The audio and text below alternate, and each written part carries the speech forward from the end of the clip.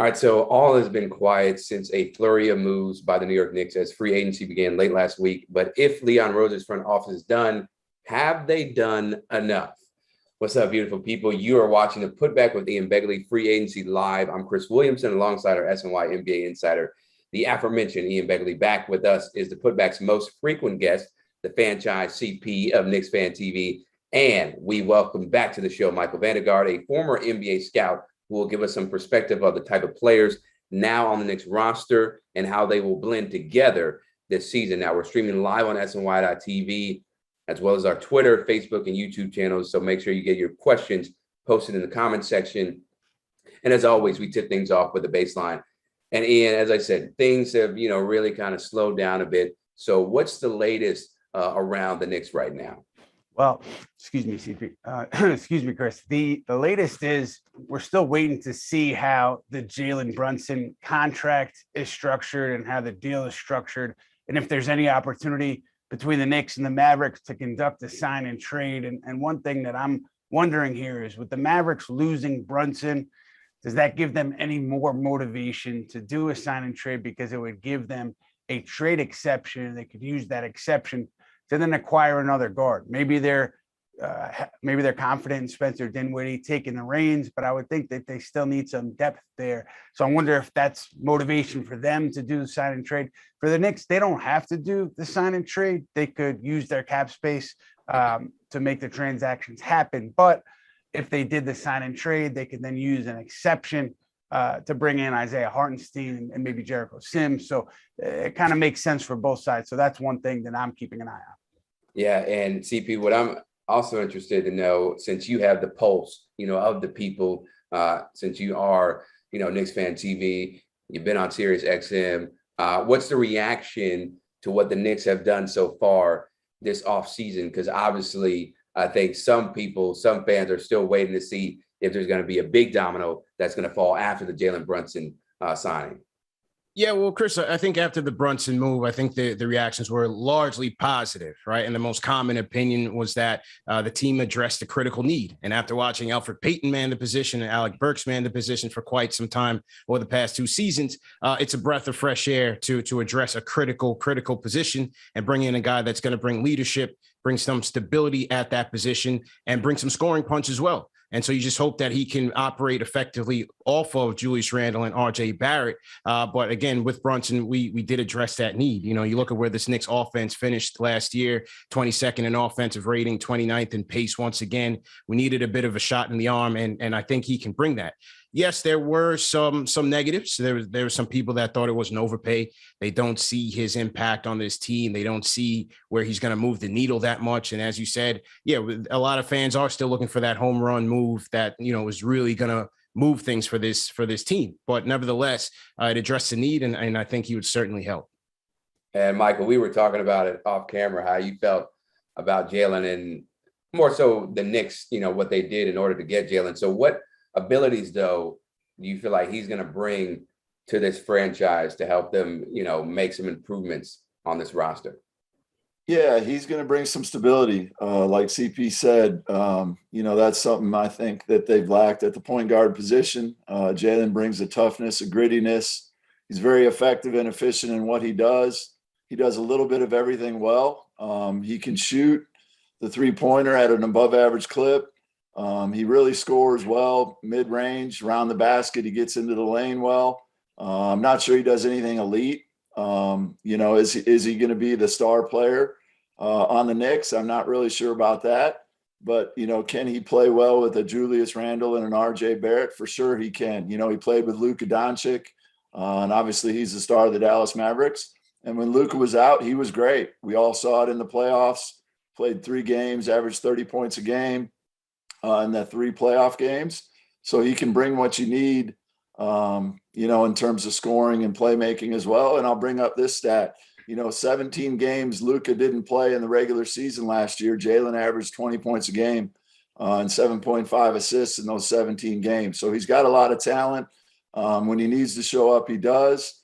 I'm not sure he's going to be your best player on a championship team, but you're also trying to build RJ Barrett and other pieces around him. And I think he can fit in really well and be that stabilitating force. And Jalen obviously had his best season yet, upping his scoring average from 12.6 points per game this season before to 16.3 last year. Also raised his assist total from 3.5 per game to about 5 per game. And you touched on it a little bit earlier, Michael, about how he would fit with Julius Randle and RJ Barrett. But I want to focus on, the fit with RJ Barrett, right? How do you feel like their games complement each other to make sure they maximize each other's strengths? Yeah, well, we all know what RJ Barrett is. He's a scorer. He's a guy you got to give the ball to and give him some freedom. And I think that's what Jalen can do. I think he can be that stabilizing force next to him. I think he can hit the open shot. He doesn't shoot a lot of 3-pointers, so he's not really a guy that's going to stand and just space out the court. But he's a guy that can get the ball up the court, get RJ his spots where he needs the ball, and let RJ do what he does. Jalen can be a guy, like I said, just to stabilize the team. And I think that's really what they've needed since RJ got there. And Julius, had the great year 2 years ago, took a step back this last year, but he can get guys in those positions and he can play with players that can really score the basketball. It'll be interesting to see how the Knicks play going forward with, guys that can score, and Julius, RJ, and Jalen, and how the shots and who's going to be kind of the main focus at times on the offensive end. And I think Jalen brings that stability and that, that understanding of the point guard position as to who needs the ball at what point. Yeah. And hopefully, they will be able to have a stable point guard in Jalen, for more than 4 years, because clearly the point guard position, and it's like beating a dead horse. We've been talking about them needing to get a stable point guard, and you hope that this is the case, or Jalen is that, so there can stop being this recycling period of point guard after point guard. But going to RJ Barrett and his long-term future, Ian, what's the timeline in your eyes for an RJ Barrett contract extension? All right, well, the Knicks are going to have up until, I think, the day before the start of the regular season to extend RJ Barrett. And I would assume that, you figure out the sign and trade with Dallas versus using cap space to bring in Jalen Brunson and Hartenstein first. And then, you figure out Jericho Sims and then maybe Taj Gibson and who you're using your exception on. And then maybe you turn your full attention to RJ Barrett and his extension. I think that, I know that there is optimism on both sides, particularly with people with the Knicks organization, that they can find a number that works, that everybody's comfortable with, and they want to extend RJ Barrett. They want RJ Barrett here beyond his rookie contract. I think that's important to several people in the organization. I think on Barrett's side, there's optimism too. So I think something will get done here, whether it's an extension prior to the season or whether, both sides feel good about the conversations they've had and they feel good about the idea of going into, restricted free agency next summer and figuring something out. I think that, some Knicks people are motivated to really get something done. So if it's not done by the day before the regular season starts, you're talking about RJ Barrett going into next year, looking at restricted free agency in the summer. But either way, I think the Knicks want him back, and it's just a matter of finding the right number for both parties to be comfortable with. And that's really what it comes down to a lot of times. Like, yeah, players will say, I want to be back. The team says, I want to be back. But it's finding that sweet spot, as you mentioned, to make sure both sides are satisfied. So, CP, going off of that, what do you think it would mean for this franchise to actually lock up a first-round pick to a long-term extension? Well, I think two things. I think it speaks to the talent that we drafted at the number 3 pick. There's a lot of pressure and expectations that come with that. And I've been encouraged with RJ's progression over his past 3 years, improving statistically every year. He's a guy, as Mike said, that he needs room to operate. He's going to bully his way to the basket and try to force the issue. You like the fact that, 30 plus point games last year, the accolades he received from some of the superstars around the league, from LeBron James to Jimmy Butler, 46 points against a stout Miami Heat defense. He upped his free throw attempts this year to 5.8. So it really showed his aggression in this Knicks offense. I think a guy who wants to be here and wants to be a leader of this team at 21 years old and in this town. I think that's very, very important. What his ceiling can be, it really depends on how he improves on his jump shot. I really believe that. Only 33% effective field goal percentage on pull-ups. You want to see him improve on the three-point shooting as well. Be able to mix it up and not just be an all or nothing, attack the rim or draw contact, but see if he can, develop something within the mid-range. I think that's something that he admits that he's working on this offseason. His trainer, Drew Hanlon, has also alluded to that as well. And so I think that will truly impact how good he can be in this league. Yeah, hopefully, he can work out DeMar DeRozan and Devin Booker and those guys and CP3, right? Because Chris Paul, because those guys are really masters at the mid-range. And last season, RJ averaged, even 20 points per game. Rebounds and assists stayed on track, but the three-point shooting took a jump, averaging 2 a night and almost 6 attempts. And we actually have a poll right now, guys, in our YouTube section on which Nick will decide the Knicks' success or failure this year. RJ Barrett, Julius Randle, Jalen Brunson, or Mitchell Robinson. So make sure you vote now on that poll. But going to Evan Fournier, Ian, Keith Turner is saying, all I want to hear, he's not a Fournier fan. All I want to hear is Fournier has been traded. Well, here's the thing with Evan Fournier. Obviously the Knicks ink him to a 4-year deal. I think it's, what was it, around 78, fourth year team option. And so that sounds like a big contract, but I think if you look at Fournier's numbers over the course of the season, and then you look at the salaries for shooting guards, starting shooting guards in the NBA, it's really not that crazy. I think it looks a little bit more sensible. So I start there with Fournier. Now I know that the Knicks, both before and after the draft, and even leading into free agency, they were talking to teams about deals involving Fournier. I know that there are some concerns internally among some members of the organization about a Fournier Jalen Brunson backcourt defensively.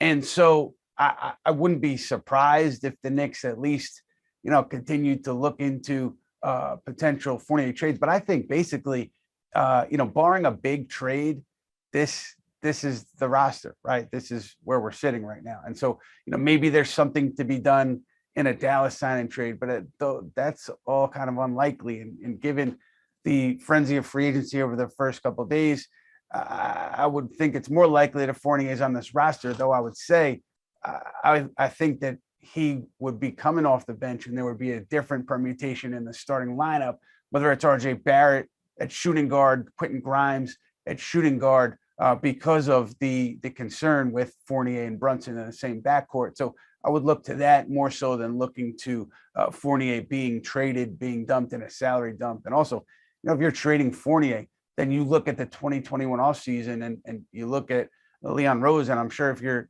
ownership, you're wondering, we spent all that money in 2021. Now we're dumping all that money in 2021. Like, what's going on here? So I wonder if that perception or the risk of that perception factors into a Fournier deal at all. Yeah, and going back to something you touched on about, the Jalen Brunson, Fournier pairing, Mike, how do you feel like those guys would match up if they are on the floor together? Yeah, I think as Ian said, it's going to be difficult on the defensive end, but I think offensively they mesh well. I think they're both unselfish guys. I think they both can space the floor with each other. I think Fournier's shooting ability and ability to play off the ball is exactly what Jalen's looking for. I think he fits really well. He fits a much different scenario than a RJ Barrett does. But I think actually the way the NBA game has moved to pace and space and, guys with multiple skill sets on offense being able to play together, I think they would actually play together really well. And I think, if Fournier's coming off the bench, and you're not stacking them both together for long, 20, 25-minute stretches on the defensive end, I think that's a really, really good 6-man type role for Fournier with Brunson. And he can even come in and do some ball handling, secondary ball handling when Brunson's off the bench. Yeah, so that's going to be interesting to see how that all plays out with their skill sets. Now, Fournier had 3 games with 32 or more points. All 3 of those were against his former team, the Boston Celtics, but only averaged about 14 on the season and shot under 42% from the field, a career low for him. So let's say Fournier is still here next year, CP. How much of an X factor is he in the Knicks' success or failures? Well, this is still a team that needs shooting, right? You just had a Jalen Brunson to RJ Barrett, Julius Randle. Now you have three guys that need space, and that's what Fournier's job is going to be. He's going to be here to knock down threes for us. 88% of his three-point shots came assisted last year, and so you're going to look for those guys to create, be aggressive, draw defensive rotations so that you can find Fournier for some wide open looks. Now, defensively is where there's going to be some issues at times. Last year, he was overmatched by more athletic wings. So I'm going to be looking for some more offense, defense, substitutions and rotations, especially later in games. But there's no question that I think Fournier can help. And as Mike said, secondarily, as a playmaker, he trended well once they shut Julius down last year in helping to create more offense for his teammates and drive up his assist percentage. So I think secondarily, he can be a playmaker for us and hopefully transition to more of a six-man off the bench role. Yeah. And obviously, I have to take, swallow his pride, but that's what you got to do in NBA when you add players and you have to change up the makeup to make sure you're getting the most out of that starting five or, the five players that are on the floor. You can't mix everybody together. But Ian, Jake Izzo wants to know, what are the Knicks' thoughts, going back to starters, starting quickly with Jalen Brunson? Just based on the conversations I've had, I have not heard that pairing brought up. Not saying it has been brought up, not saying that that's the way the Knicks will ultimately go. I just haven't heard that pairing brought up. I do know that, going back to the trade deadline, I think that there was some concern over Brunson quickly pairing because of the size of the two guards. And maybe, you look defensively and maybe there's concerns there, even though quickly has been lauded for his defense by Tom Thibodeau. And Jalen Brunson, I think, despite size limitations, is seen as a solid defender given those size limitations. But I know that back to the trade deadline, there was some concern about that specific pairing. So I would imagine that concern is still there to some degree. But I've heard quickly, I've heard Barrett as potential pairings, I've heard Barrett and I've heard Grimes as potential pairings, have not heard quickly. Not to say it hasn't been spoken about, just hasn't come across my radar to this point. I got you. And now Jace Raw is actually asking you, CP, would a starting lineup, Ian brings up Quinn Grimes, would a starting lineup of Brunson, Quinn Grimes, Barrett, Randle, Mitchell Robinson be likely, or will they let Cam Reddish play the three and Barrett the two? Personally, I would lean with Grimes because, like I said on a previous show, he's a more efficient, low usage player. So if you're going to play with more ball dominant guys like a Brunson, RJ, and Julius, I think you need a guy in there that's going to need the ball a little bit less and still be able to space the floor for you, provide that defense, be somebody that can create turnovers. Knicks don't really have that on their defense. Somebody that can go in there, get in the passing lanes, to grab a steal, and then get guys like an RJ Barrett out and running Jalen Brunson as well to really charge up that offense. So between Grimes and Reddish, I would lean towards Grimes at this point. Yeah, I think that's a very, very fair assessment there. And just a reminder to visit SNY.TV for all the latest news and rumors around the Knicks, plus plenty of information on the likes of Brunson, Hartenstein. SNY.TV, your home for the superior Knicks coverage. Now, let's talk about the Knicks centers, Mike, which is always, recently, it's been kind of up and down. How can Mitchell Robinson take a step forward in his game this upcoming season? Because we know that brother is talented when it comes to his defensive presence and being a rim protector. But the offensive area, still some areas to grow in. Yeah, he just needs to keep growing. He needs to keep developing. There's always been a talk in the NBA. Once you're 4 or 5 years into the league, you kind of are what you are. Even though the prime of your career is, 26 to 30 years old, he's 24 years old. He's been in the league 4 years. He needs to take that step forward. Most guys like him that, aren't really skilled guys, who are more athletic guys, energy guys, that's what he is, kind of find their way into that mold in that third, fourth year. And he hasn't really taken that step yet. So, how the Knicks are going to deal with him and trying to get him more of an offensive threat is going to be difficult. Like I said, once you're about 4 years into the league, you kind of are what you are. And he is a lob, dunker spot player. Obviously brings a lot on the defensive end, but it's time for him to show what he's got. Another year or two in the league, and if he doesn't show that promise, he's never going to realize his potential, and he's had a bunch of it. So it's a remain to be seen what Mitchell Robinson can bring. So do you feel like, though, what would you like to see, I guess, where he grows in his offensive game? Is it something like around the post area, maybe a jump hook shot, or, a little mid-range, you know what I'm saying, in that 10, 15 feet range, or like going out to the 3-point line? I don't think we're going to see that. I mean, we see that in the offseason with his workouts, but what specifically do you feel like he could add to his game to take that next step as you want to see? Well, as a younger player, he's had a slightly higher skill set than the like Clint Capellas and other energy bigs that are just really long and athletic players. He showed that when he was younger that he had a little mid-range game and he had the ability to score around the basket, and he just needs to become more consistent. He doesn't get many opportunities on the offensive end, but he's got to find a way to have a 15, 18-foot jump shot, and he's got to find a way to get those offensive rebounds and score that basketball. His shooting percentage is pretty impressive for a guy his size, but he doesn't get a lot of cut touches, and he's going to have to create it off of energy.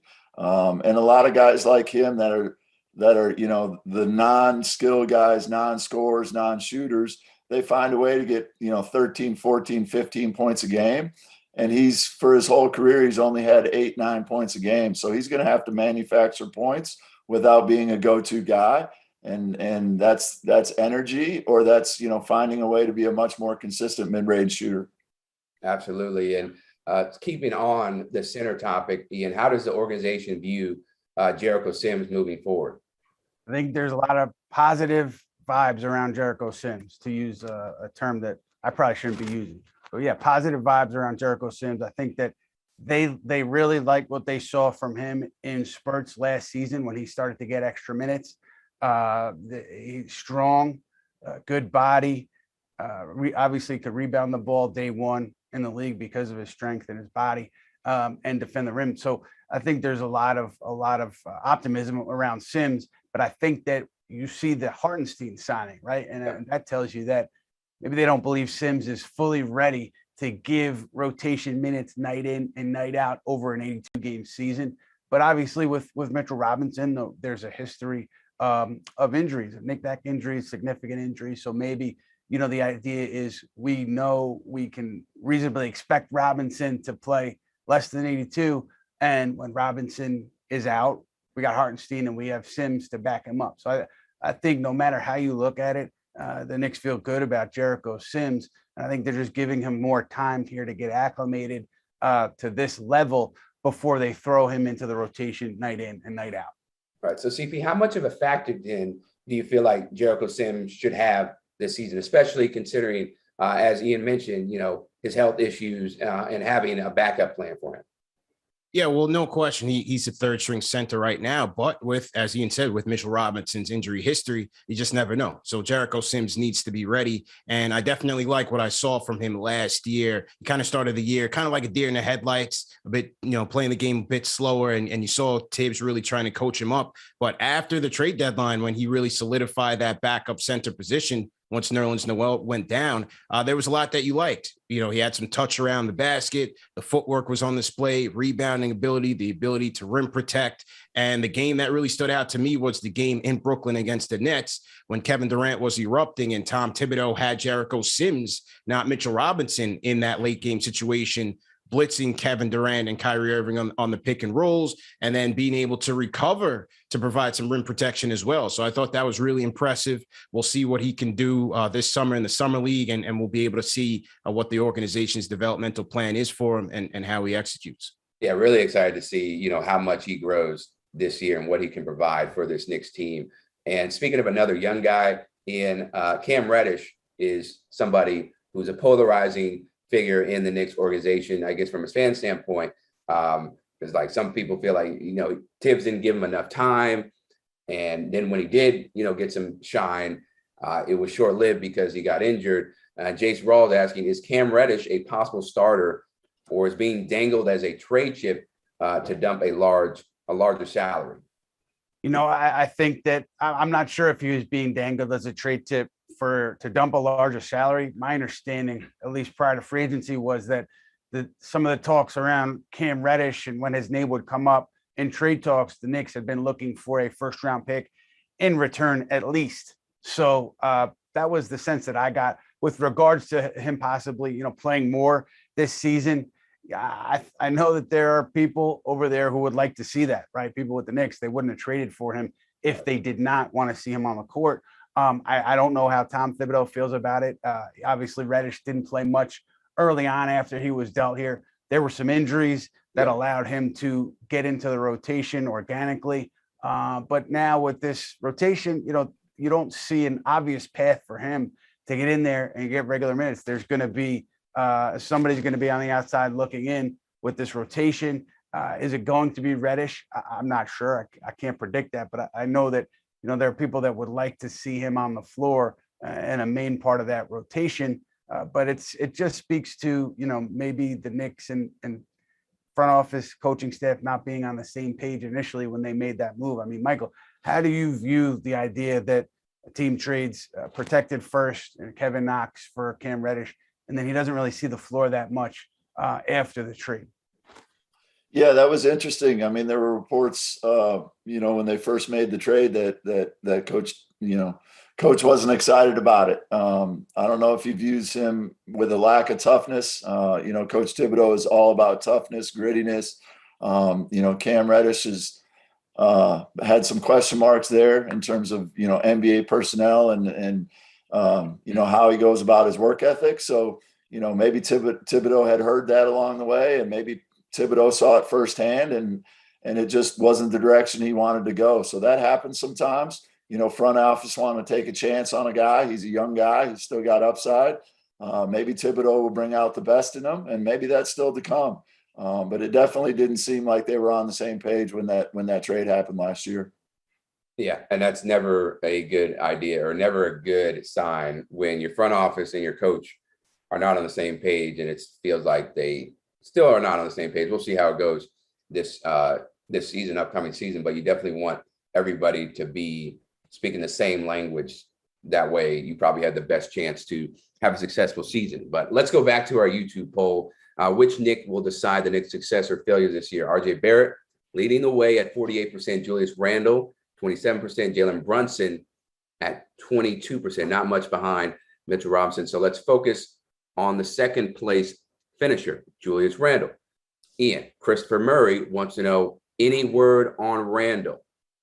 Would be great to not see him dribble into 4 opposing players while people are open.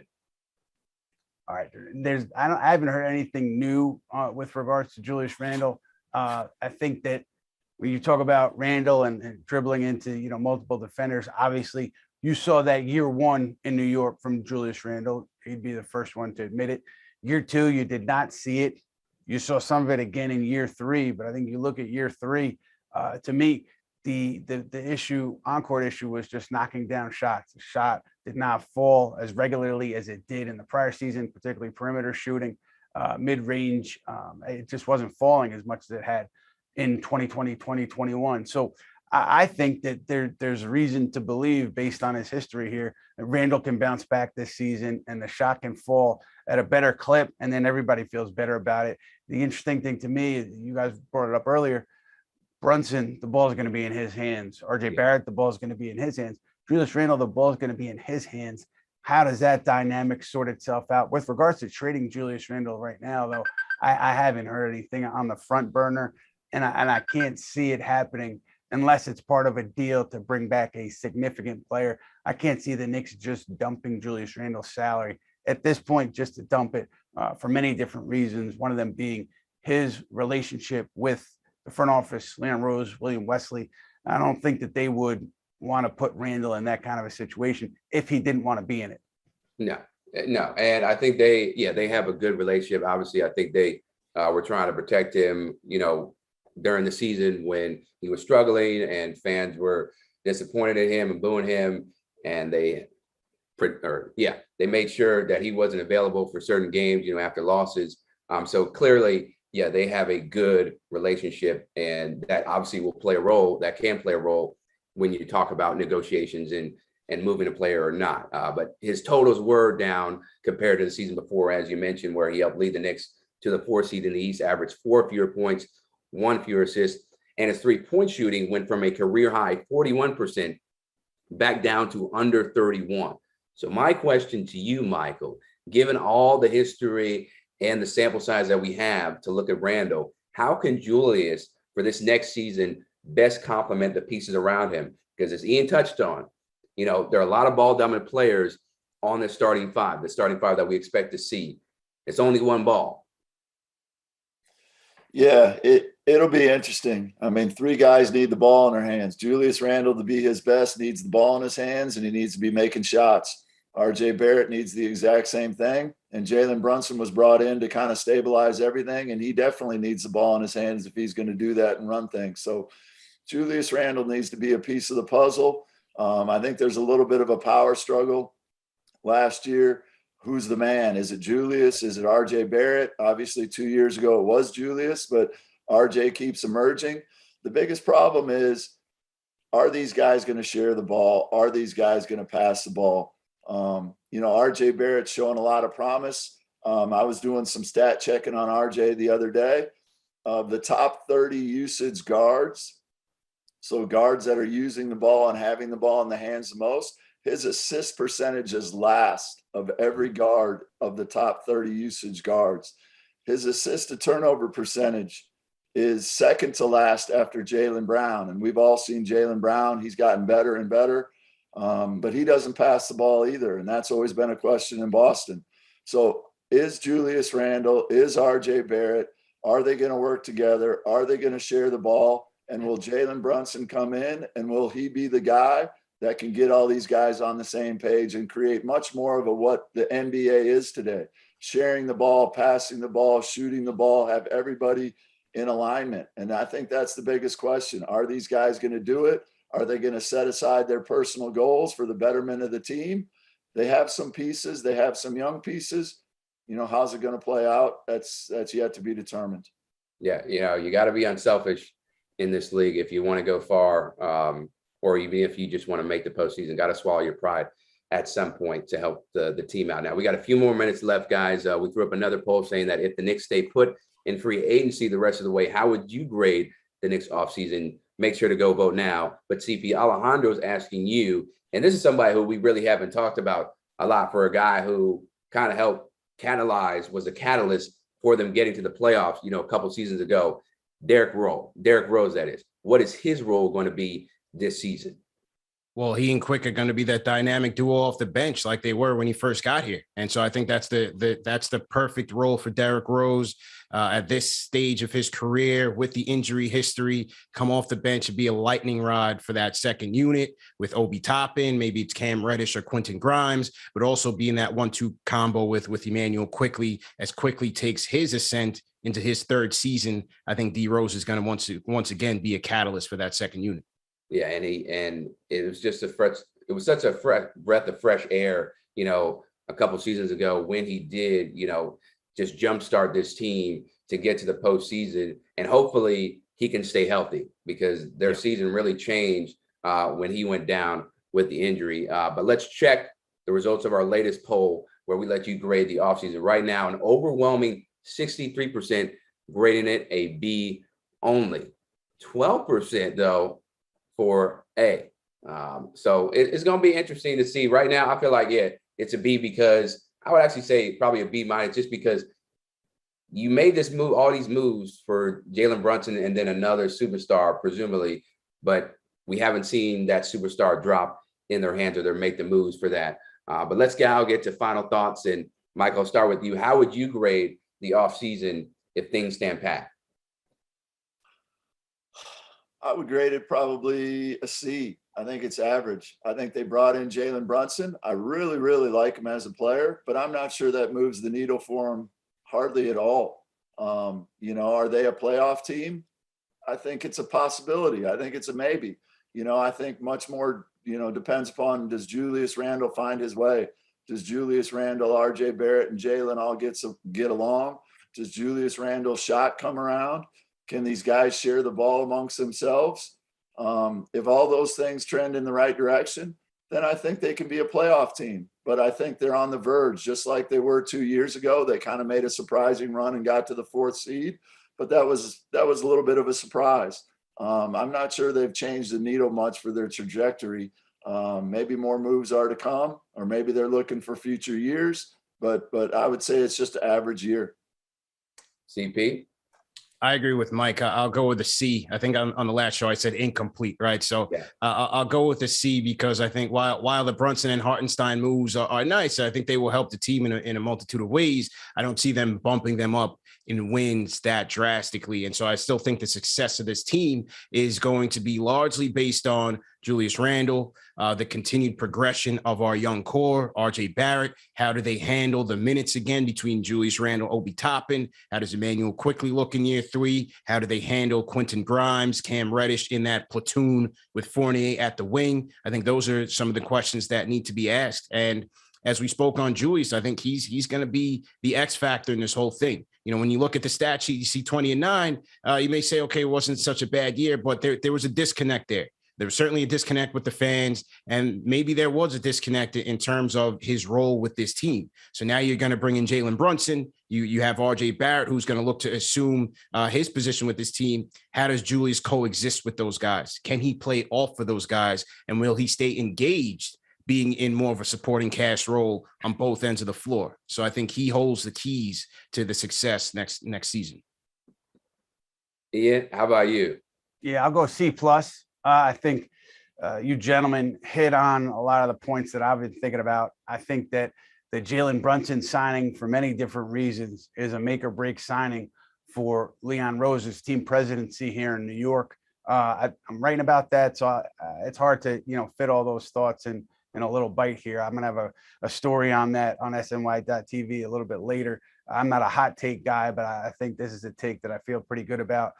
So I think, given all the factors around Brunson, it's C+, and I say that because we still don't know like how this is going to shake out with the Knicks young players and their veterans. Is there clarity on the direction there? They played a lot of young players late in the season, second half of the season, but some of that was due to injury, right? So if everybody's healthy, who gets the nod in the rotation? Veterans, young guys? That we won't know the answer to that question for a while. But to me, I thought that we might get a little bit of clarity there this offseason with the Knicks. And so that's one reason why I have it as a C+. I don't see this team taking a big leap right now. I think getting to 42 wins would be a huge win for this group as it is next season. So you're not going to see that huge leap. I don't see it, at least. And so that's why I'm going C+, also because you're signing Robinson, you signed Brunson, you're going to sign Barrett at some point to an extension, I think. And then you don't have a lot of financial flexibility left after that. So this is the group, and we'll see where things go from here. Yeah, I think you're right. The 42-win season is probably the realistic range. As long as they get back to the postseason, then that would be success, right? That would be something that they are expected to do, because you can't miss the postseason for the second year in a row. That's just not. It's inexcusable with this roster. But that's going to do it for our free agency finale. Our thanks to Michael Vandegarde for his perspective, as always. And of course, our thanks to CP of Knicks Fan TV. Keep checking out his content online and on Sirius XM NBA Radio. The Putback will be back on a date to be determined, but make sure to keep following our wonderful SNY NBA insider, Ian Begley, for all the Knicks news you need. He'll be sure to tell you when the Putback will make its glorious return for our third season. And who knows, maybe he'll surprise you and one day give you a very hot take. But for Ian Begley, I'm Chris Williamson. We'll see you soon.